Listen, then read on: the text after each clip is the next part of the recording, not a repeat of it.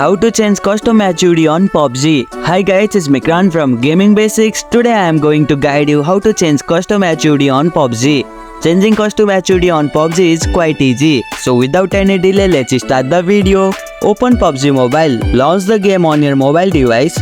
Go to Settings. Tap on the gear icon located at the bottom right corner of the main screen. Select Controls. In the setting menu, tap on Controls from the left hand menu. Customize Layout.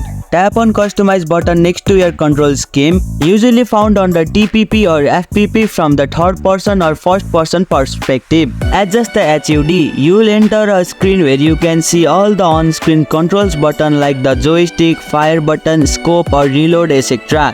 Move, resize and rotate. Tap and hold any control to move it around the screen. You will also resize or rotate certain button to fit your preferences. Save custom layout. After adjusting the control to your likings, tap on Save button in the upper right corner of the screen.